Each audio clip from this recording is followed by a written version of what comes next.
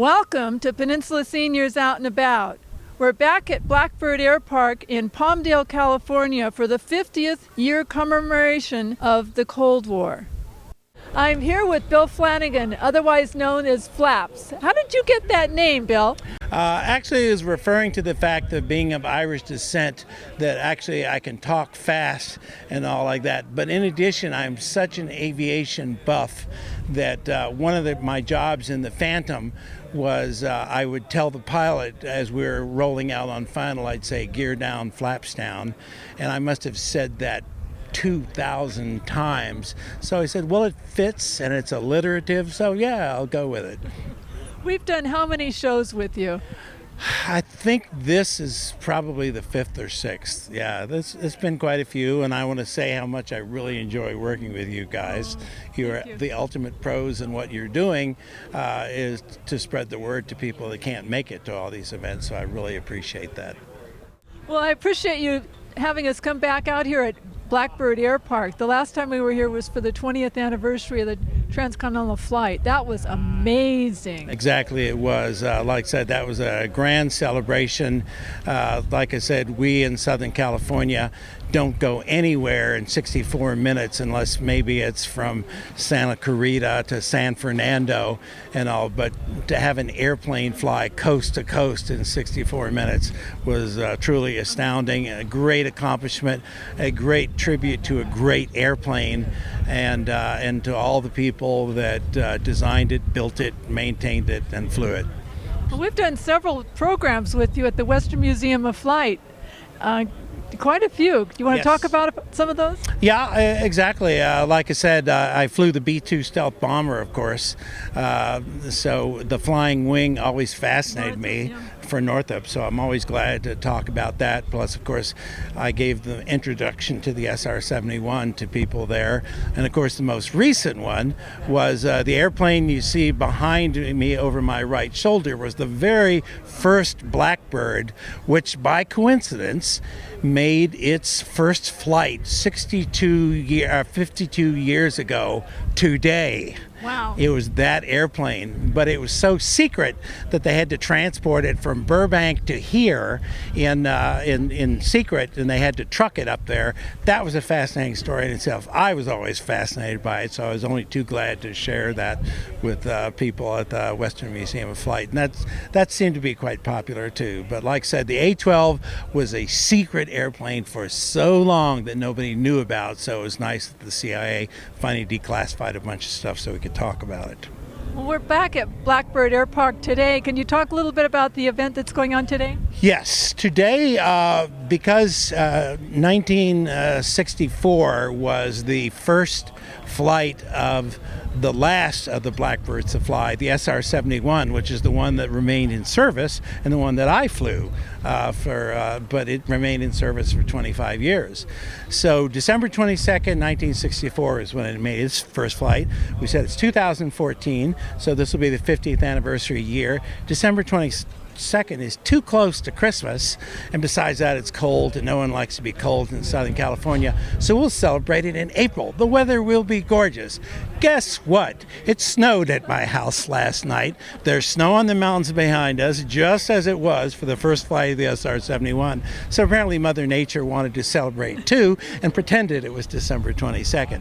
In addition, however, we have an exhibit for Francis Gary Powers, the U-2 pilot who was shot down over the Soviet Union, the most famous spy flight in history, but his son basically is sponsoring a traveling museum exhibit to raise funds for a Cold War museum that basically tells a lot about Frank Powers' life, about the shoot down and what he did afterwards. Frank Powers actually was hired by Lockheed to fly the U-2 from right here at Plant 42. So as a result, we felt a strong connection with him for that. So we said, okay, we'll celebrate that too. And then we suddenly realized, wow, today is the anniversary of the first flight of the A-12 also. So the Roadrunners, who are the A-12 people, basically said, hey, we'd like to participate in it too. We'd be glad to talk, etc. So basically we ended up with guys basically from the U-2 plus the Blackbird reconnaissance things talking about it. So it's a great celebration Fortunately, the weather blew away, so we have blue skies. Unfortunately, the reason the weather blew away was because of the strong winds, so everybody's holding on to their hats. Well, thank you, Bill, for inviting us back. This is going to be an amazing, amazing event. Well, thank you very much for coming here, and always enjoy having you all. I'm here with Ed Yielding, and you flew an amazing flight in the SR-71. Can you talk about it? Yes, my backseater RSO JT Vita and I were extremely fortunate to fly that record flight to the Smithsonian Institution. That was March the 6th, 1990. We briefed our mission, that was going to be our last mission, briefed our mission very early in the morning, and we took off at 4:30 in the morning Pacific time, which was 7:30 in Washington, D.C., where we're taking the airplane. It was to be a transcontinental record flight for an airplane. So we took off from California, flew 200 miles out over the Pacific Ocean, air refueled, and then got a 200-mile running start. We lit the afterburner and accelerated. We would like to have been able to cross the West Coast at top speed, but fuel was very tight, so we had to move our start climb point to the east enough so that we'd have adequate fuel when we landed in Washington. So we flew it as planned, crossing the West Coast, accelerating through Mach 2.5. We passed Los Angeles at passing through Mach 2.6, and about 7 minutes later we're at our cruise speed, top speed of the airplane, Mach 3.3, very close to about 2,190 miles an hour. So we're streaking along across the country faster than a rifle bullet from coast to coast. We, after passing the coast, well, as we passed the coast, it was twilight. The sun was just coming up, and in the twilight I could see the beautiful ocean breakers all along the California coastline. And they wanted a city-to-city record from Los Angeles to D.C., so we flew almost right over Los Angeles. I could see the millions of lights down below of Los Angeles, and out to my left, over 300 miles away, the beautiful lights of San Francisco, and to my right, San Diego. We're flying toward the sun, so the sunrise is coming up pretty rapidly. A few minutes later, we're going right by the Grand Canyon. Saw the Grand Canyon. A few minutes later, we're going right by the majestic mountains of southwest Colorado.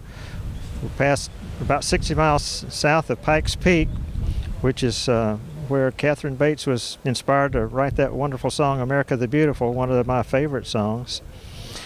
A few minutes later, we're right over that fruited plain that she sang about in the song.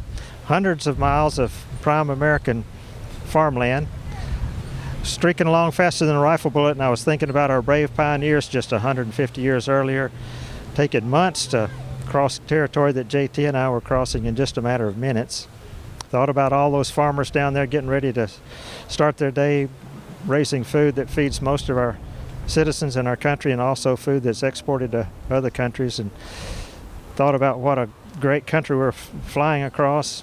Our country made great by the hard work and sacrifices, courage, and prayers of our forefathers. The eastern part of the United States was undercast, so I didn't see a lot of features on the eastern half of our country, but JT and I just made sure that we enjoyed our last few minutes of view of God's earth from 80,000 feet, the slight curvature of the earth, the darkness overhead since we're flying above 97% of the air molecules. Thought about how fortunate we were to have served with the Blackbird, and along with hundreds of highly dedicated men and women who designed, maintained, supported, and flew the airplane for 25 years of the Cold War. When we crossed the East Coast, the Blackbird had flown coast to coast across the country faster than any other airplane before or since.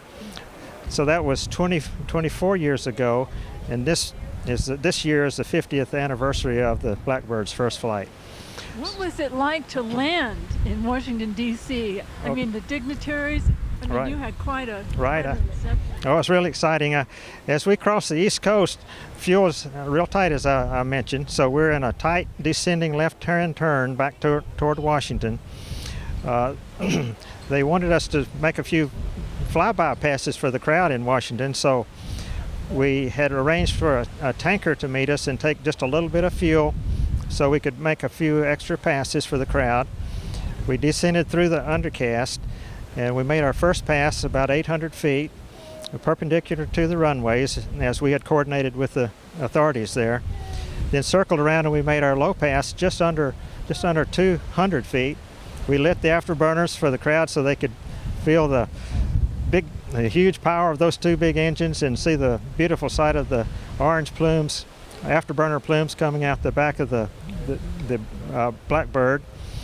And then we pulled up and flew downwind. We rocked our wings in a goodbye gesture to the crowd. And then we landed. We deployed that big orange drag chute one last time and taxied into Dulles Airport. They chocked our wheels, and then we raised the canopies. JT and I climbed out of the airplane. We shook hands, and it was a real strange feeling because we were really excited because we had just flown the world's fastest and highest flying airplane and set coast-to-coast speed record, as well as 3 city-to-city records. And that coast-to-coast record, by the way, is 67 minutes, 54 seconds. So we're really excited because we had just flown that exciting airplane, set some records, but at the same time feeling real sad because JT and I knew that was going to be the last time that we would fly together, and the last time that Blackbird will probably ever fly. And the airplane will be on display in the museum for a long time, we hope. It was placed in a new museum, the Smithsonian Museum, Udvar Hazy Center, which opened 13 years after we landed. It opened in 2003, which was on the 100th anniversary of the Wright brothers' first flight. And we hope that the airplane will be on display there for many, many years, and hope it will serve as an inspiration to future Americans and demonstrate the ingenuity and dedication that our designers had back in the early 1960s, and hope it'll be an inspiration for Americans for many years to come. Oh, absolutely, absolutely. Are there any other stories you'd like to add? One thing that comes to mind is a special flight that we flew in December of 1989. It was the 25th anniversary flight of the Blackbird's first flight. The very first flight was flown by Bob Gilliland, December the 22nd, 1964. So on December the 20th, 1989, they had us fly a 20th anniversary flight, which at the end of our supersonic test mission, they had arranged for us to make some passes for the Lockheed employees down at Burbank. And so we flew the airplane down to Burbank and made several passes, lighting the afterburner for the crowd. Several thousand Lockheed employees were lined along the runway, and I found out later after that flight that they had wheeled in one of my heroes, Kelly Johnson, who designed the airplane.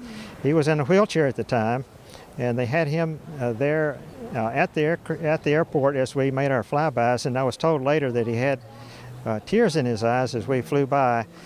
He's one of my heroes. I never got to meet him because when I got in the airplane in 1983, he had had a stroke and was only taking visitors from his closest friends, so I never got to actually meet him, but that's as closest I ever came to Kelly Johnson, and it was an honor to fly that flight for the Lockheed employees as well as for Kelly Johnson. Do you have some quick stories you'd like to add? Let's see. One unique story comes to mind. A lot of our reconnaissance flights were up around the Arctic Circle, keeping a watch on Soviet submarine ports. And interesting, flying along the Arctic Circle, especially in December, the day-night line runs almost east and west in December along the Arctic Circle.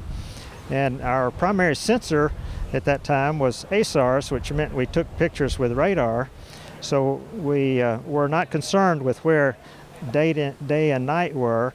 And during the mission, I realized that our flight path just happened across the day-night line 6 times in less than an hour. So in less than an hour's time, I'd seen 3 sunsets and 3 sunrises. So that was real unique. Do you have another one? Well, another unique story that comes to mind is one of my reconnaissance flights down in the Caribbean. Our flight path was scheduled to go right over Hurricane Juan, and I asked the weather briefers before our mission, I asked them, now, are we going to get a lot of turbulence as we fly over the hurricane, and could that cause a problem with the engines? And I was told, no, it shouldn't cause any problem. And so I was concerned about it anyway. But as we flew over Hurricane Juan, it was a real smooth flight up around, we were around 77,000 feet, and it was real smooth. There was absolutely no turbulence. And I banked the airplane over, and I looked straight down into the eye of that Hurricane Juan, and I was thinking, boy, I'm glad I'm up here and not down there. But so it was real unique to fly over. Flying over a hurricane was a piece of cake for the Blackbird. Thank you. Thank you for sharing your stories. They're awesome. You're welcome.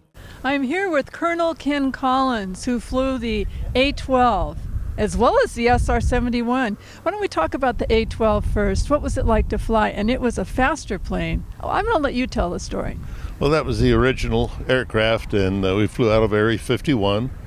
Started in 1962 through 1967. During that time, I had a lot of engine problems and trying to get those straightened out. So one day I was on an engine test flight with the A-12, subsonic, and just by Salt Lake City. And the aircraft, we ran into weather, and the aircraft started having some problems. It pitched up and went into an inverted spin, flat, upside down, and unrecoverable. So the instruments had been wrong previously, so I figured I better get out because I wasn't sure of my altitude. So I ejected down, and in the descent I'd look up and I see that I have a parachute, and I thought that's a good thing. Yes. And I'm looking to see where I'm going to land, and about that time the parachute separated, and a little bit of moment of panic there. But it was set up, that was a drogue chute, and at 15,000 feet then the main chute opened, and everything went fine after that. Landed on the ground, picking up my stuff, and 3 guys in a pickup truck come bouncing across the desert, and they said, get in, we'll take you over to the airplane. I said, no, that's an F-105 and there's a nuclear weapon on board. They said, we're leaving, you going with us. All 4 of us were piled into their cab. They dropped me off at the Wendover Highway Patrol, and I made a call to the number, and they come pick me up, and all the security came up and surrounded the airplane. So that was that part of it. The A-12 was really a fantastic airplane, as is the SR-71. And just the way it's built, it's a little 5 feet shorter than the SR, and but it flew a little bit higher, a little bit faster. A-12 in our Operation Black Shield, we flew out of Okinawa, and we overflew North Vietnam and North Korea. And the mission, we'd take off at Okinawa and turn north of the Philippines, come into Hanoi, Haiphong, and over the North Vietnam, and descend down in Bangkok, refuel, turn around and come back the same way, and then come back and land at Okinawa. And one of the pilots flew the mission over North Korea that they found the Pueblo, the USS Pueblo. They closed the program down, our program, the A-12 program, in 1968, and the A-12 was a CIA project. And they asked me where I wanted to go, so I transferred into the SR-71 at Beale Air Force Base, which was another good thing. Both of them are fantastic airplanes. So I flew there for another 6 years, and then moved on to March Air Force Base and retired from Air Force in 1980. Oh, wow. You worked for the CIA as well as the Air Force. The CIA from 1962 to 1968, and then I went back in the Air Force, and 68 till 74. Thank you for your service. Oh, it was my pleasure, truly. I'm here with Lieutenant Colonel Frank Murray, who flew the A-12. Can you tell us a little bit about what it was like to fly it, and how many pilots were there Well, that flew the A-12? it was a great airplane. You can see it's just a little bitty thing. But it's a pretty good sized single seat airplane, very fast, world's fastest airplane. In the project, originally there were about 11 pilots selected to be on this project. In the end, there were 6 operational pilots who did all the active flying, which is the overflights of denied territories and places like that. CIA. The CIA, that's right. It is cold out here in Palmdale today. But it was a fun airplane, not particularly easy, but it was a challenge, and those who were up to it enjoyed it, and got to fly faster and higher than anybody in the world. With an air-breathing airplane, I'll put it that way. Can you tell us a little bit about some of the stories, the Pueblo and so on, some of your missions, the ones you can talk about? Well, I can talk about any of them. On the Pueblo, the A-12 was used in response to the capture of USS Pueblo by North Korea. They grabbed the boat and its crew, boarded it, and took it to North Korea harbor.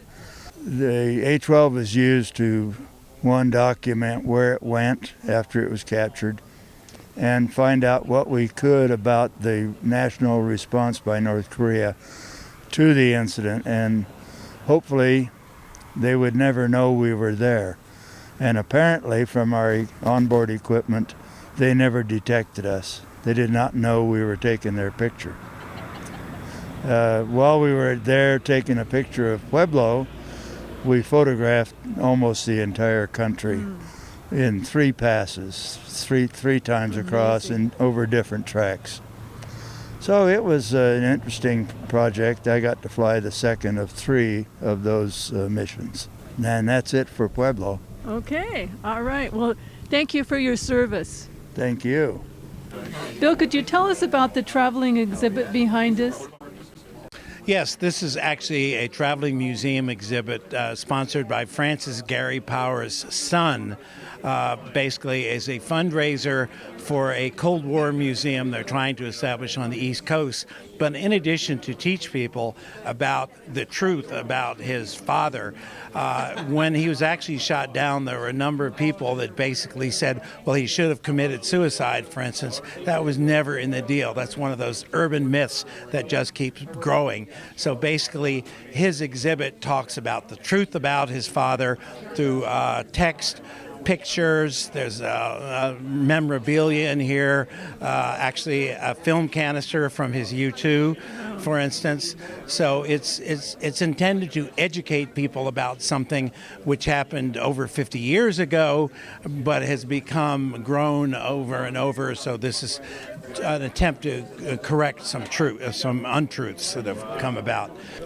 The U-2, of course, was a high-altitude spy plane designed to penetrate the Soviet Union. Its main function was to discover how many Russian jet bombers they had to possibly attack the United States.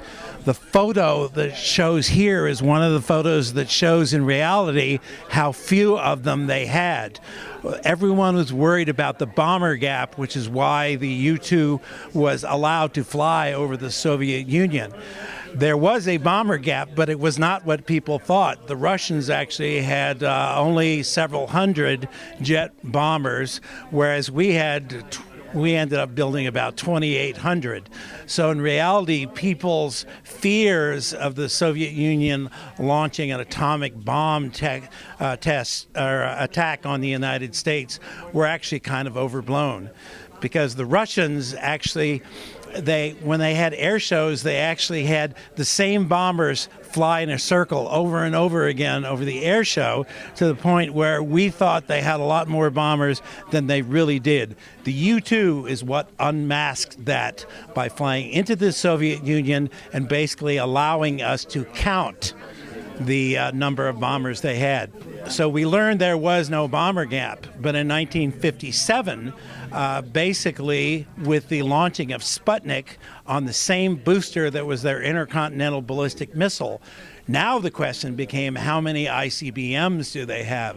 So the U-2 was once again called into service to try and find the missile launching sites. That is the mission that Frank Power was on when he was shot down, to try to discover whether there was a new ICBM site being built.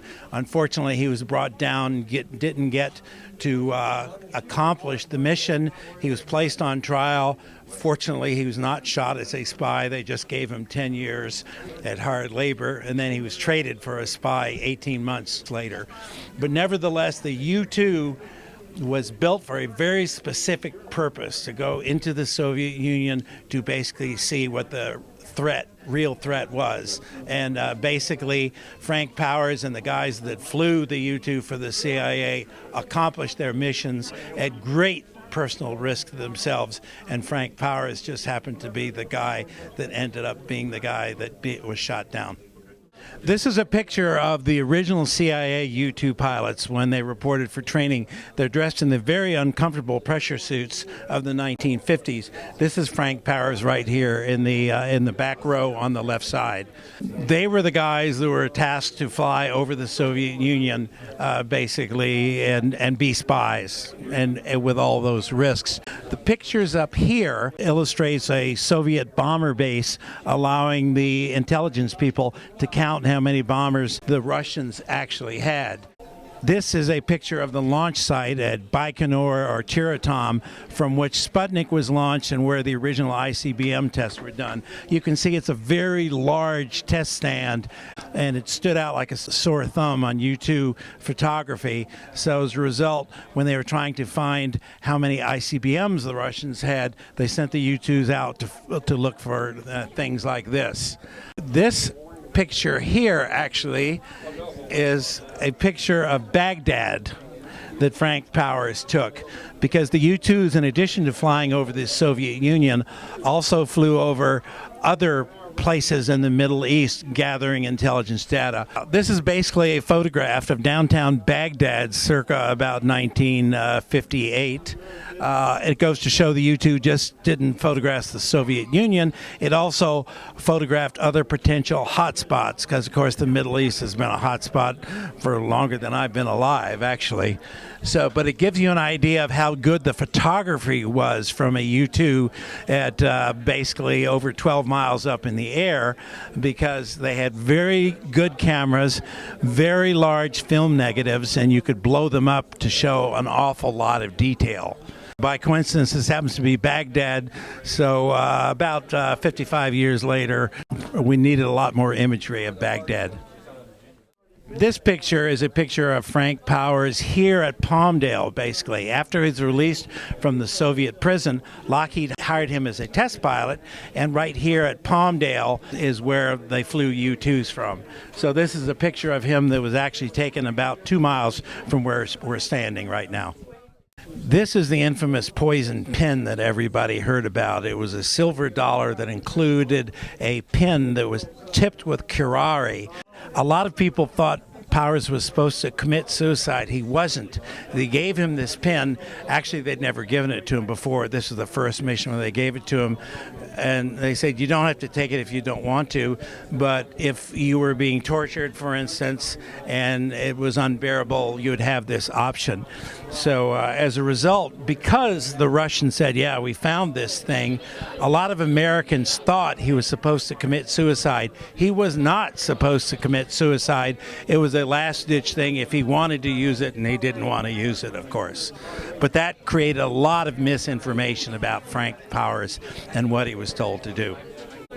Next to it is what we called, in Vietnam, we called a blood chit.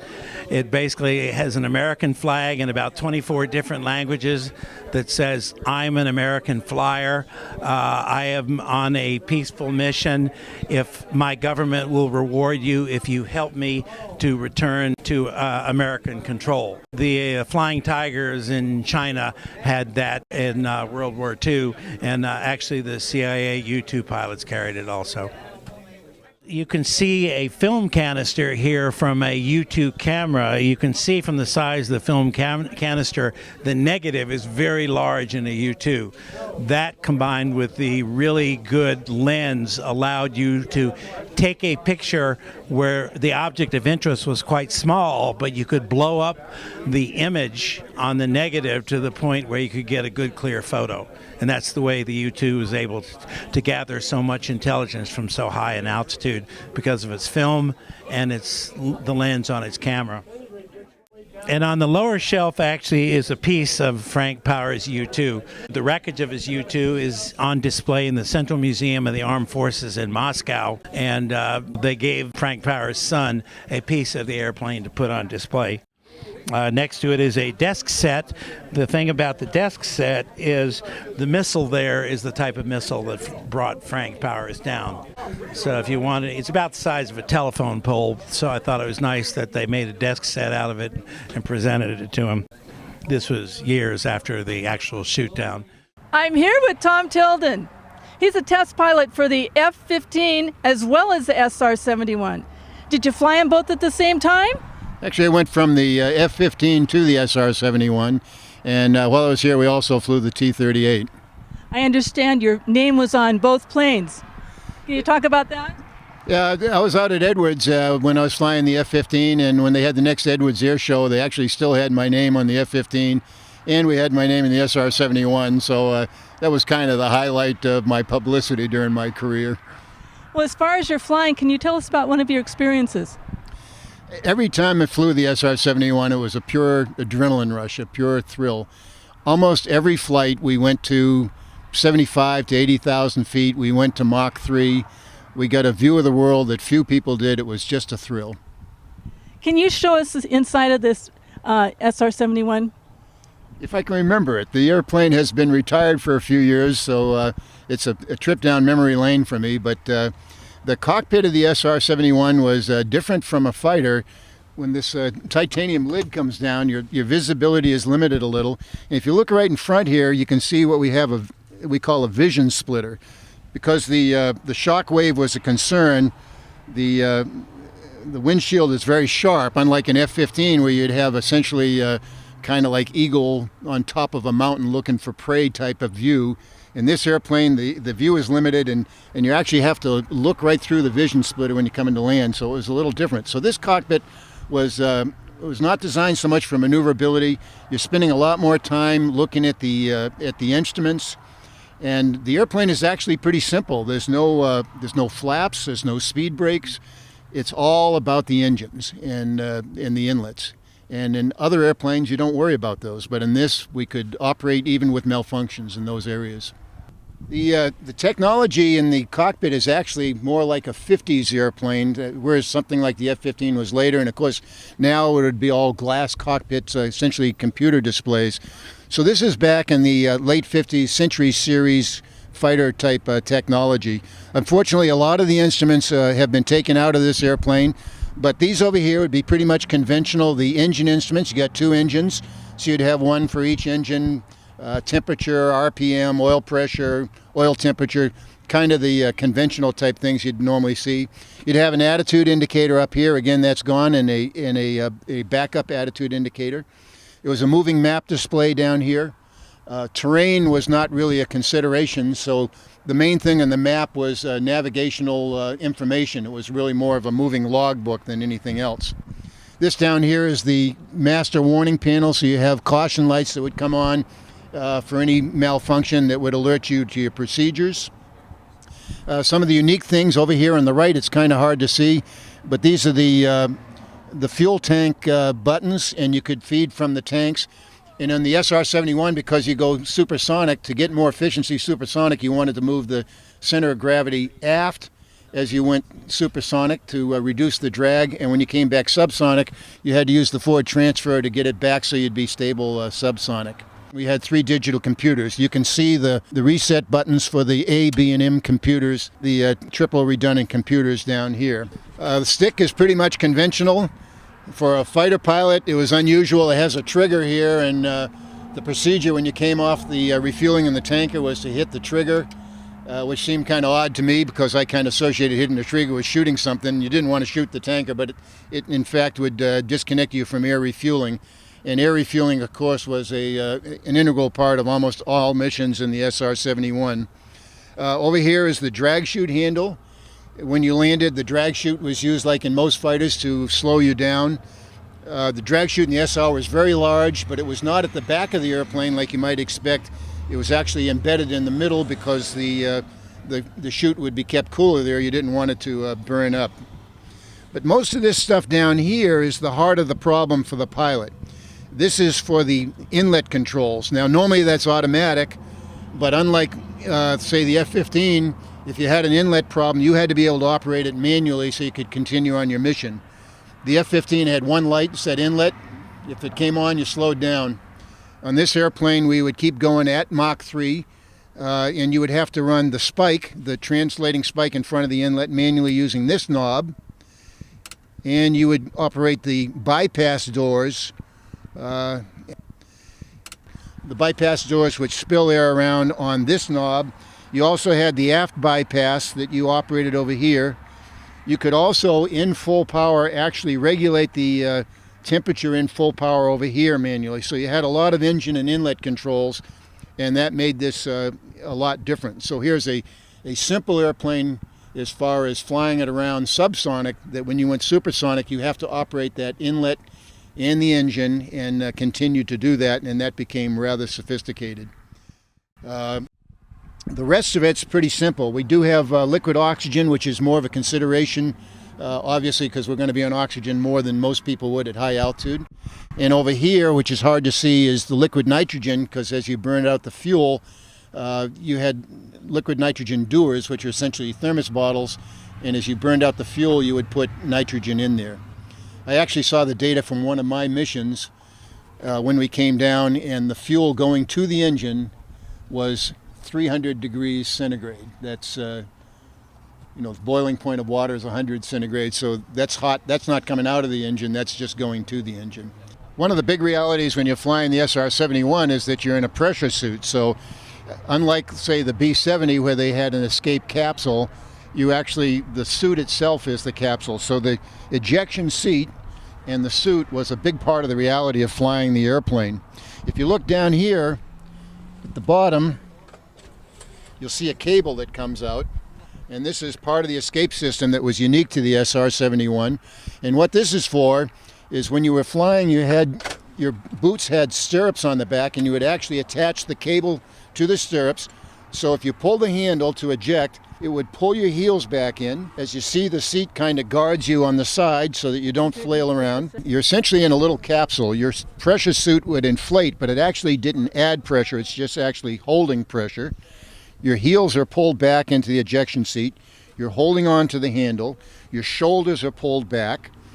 The suit is totally enclosed. Your gloves are enclosed to the suit, and actually inside your boots, the entire suit is one rubber bag, so it's holding you essentially in a little pressurized capsule. And if you ejected, the canopy would come off. You'd be in this little pressure suit, which is the equivalent of a capsule. The seat has a little stabilizer chute. You would fall down into thicker air, and you're okay. Now, flying in a pressure suit presents its own problems because it is a little awkward. If the suit's inflated, it's stiff.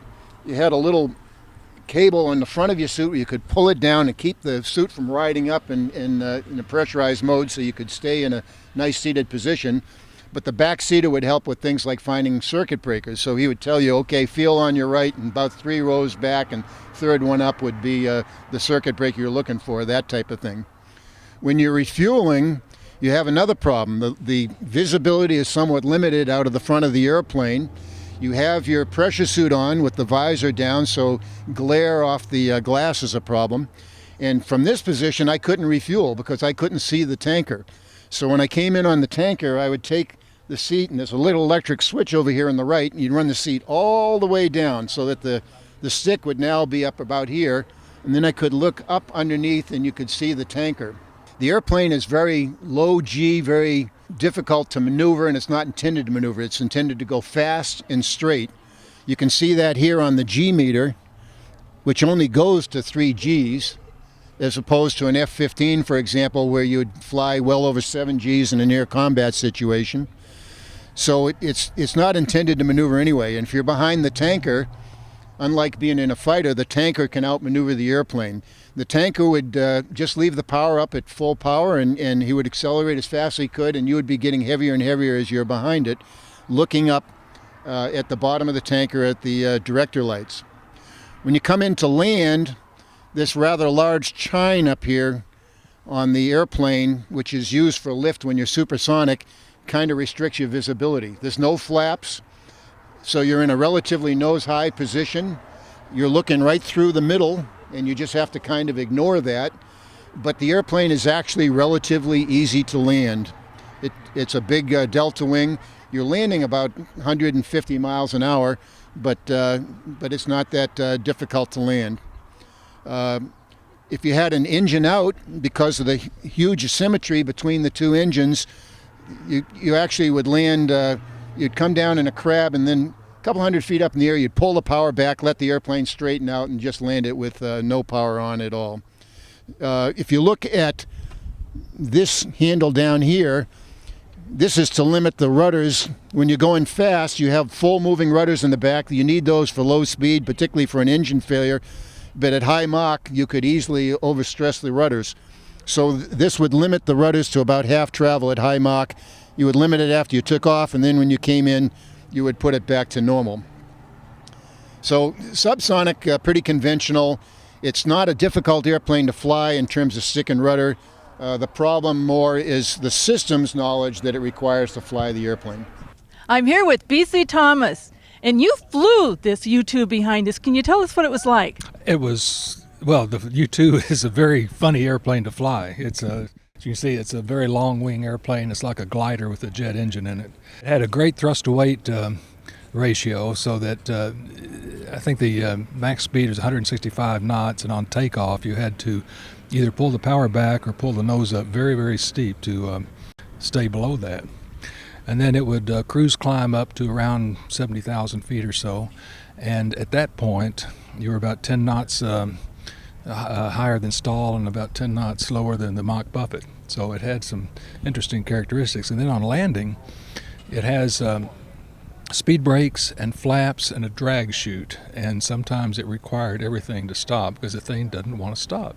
A no-flap landing on this airplane is like nothing I've ever seen, because a no-flap landing is if you touch the runway and you're above stall speed, it will go back into the air again.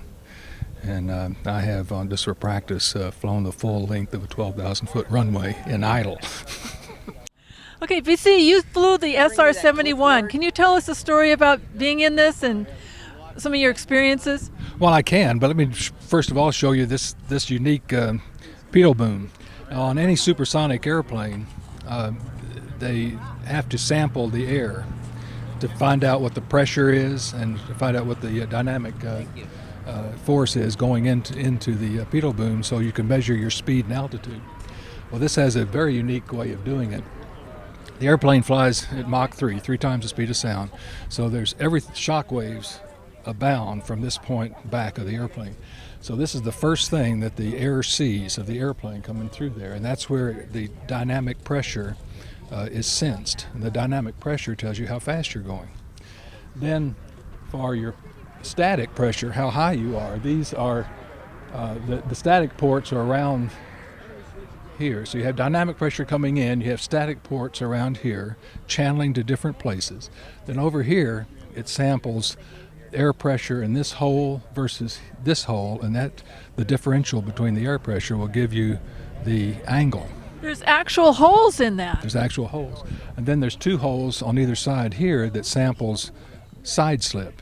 So from this you can read your airspeed, your altitude, your angle of attack, and your side slip. All comes from this information, and this has to be the first information that the air sees from the airplane, because all the air past this point is distorted by shock waves. Well, can you share one of your experiences? Well, I say the most unusual thing I saw was I was flying a operational mission, vicinity in North Korea, and a meteor came from behind me and went past me, and I was going 2,000 miles an hour at the time. And I thought, of course, it might have been a missile, but it didn't have the characteristics of a missile. We had no warning, and it was blue in color, and it just flew past my left window. And I don't know how far away, because I don't know how big it was. And then it went down a few thousand feet and exploded. Extremely dramatic. Can you tell us a little about the dynamics of the plane? Well, it has some interesting characteristics, and that's if you look here at the chine is the forward extension of the double delta wing that comes all the way up to the front.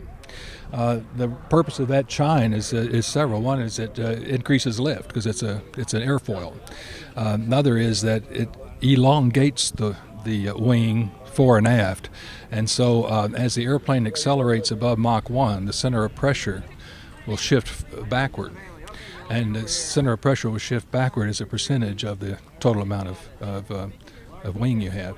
Well, this decreases the amount of aft shift of the center of pressure, which results in decreased trim drag.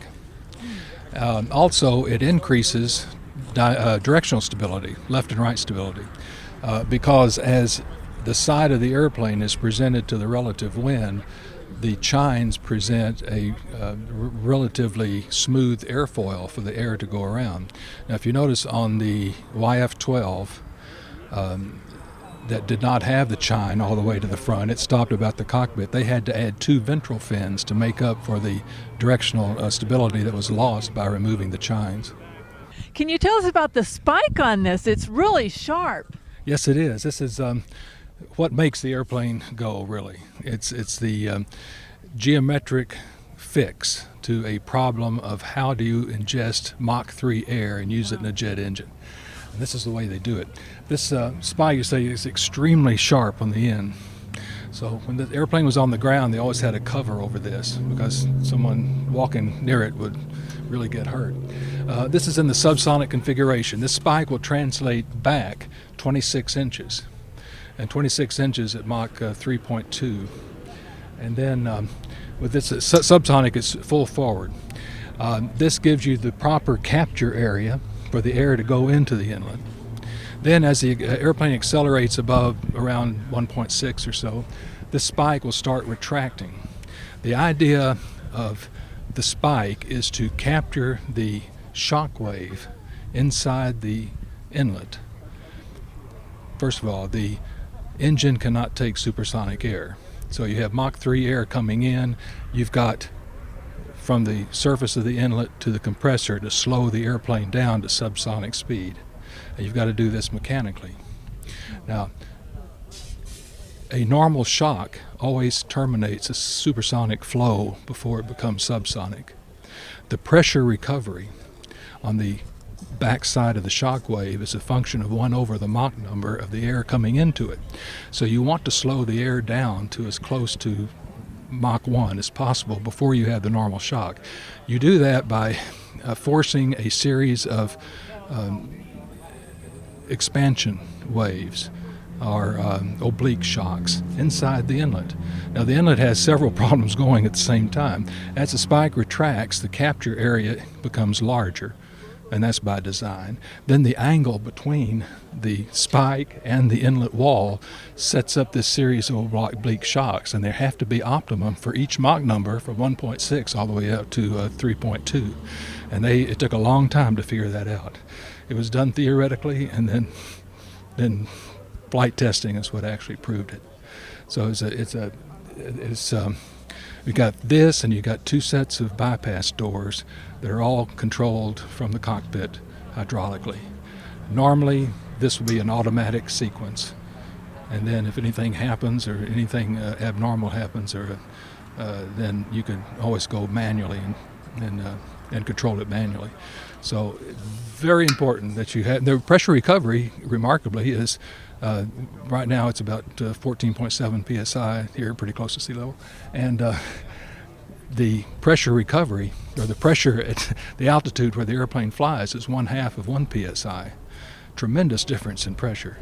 Well, this series of oblique shocks set up by the spike and the geometric relationship to the inlet wall gives you about 14 psi or so recovery inside the inlet. So as far as the compressor thinks, it thinks it's getting sea level air when you're actually at 80,000 feet with 0.5 psi. It's a remarkable innovation, and the reason why they can get an airplane to fly Mach 3 sustained. I understand these tires only go for 12 landings. Can you tell us a little bit about that? 12 is the max. Usually it was 10 or less. Something different about these tires is this is a heavy airplane. It's a 140,000 pound airplane. And if you have an airplane that big, you'd like nice big balloon tires. You know, I saw on a 737 or 747. But there's no room to put the tires. There's no room because this airplane has a very thin wing. You got engine over here. The only place to put it is over here. And there was an insulated sleeve that received these tires. So since you can't have balloon tires, what you have to have are small tires, and these are smaller than car tires, but they're about 640 psi, something like that. And so they're very hard. They don't give. If they hit a rock, they cut. They don't give. And so landing was pretty rough on them. And after one or two landings, you can start seeing the cord.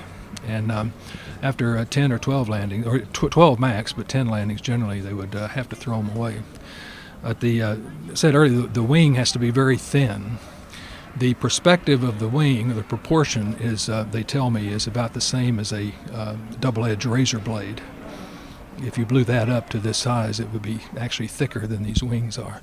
So very thin wing, no place to put the tires. You can't have the tires very big, and so they had to go with 3 tires on either side that are very, very hard as far as the PSA rating. There's, say, 460 PSI of nitrogen. Thank you for watching Peninsula Seniors Out and About. I'm Betty Wheaton. See you next time.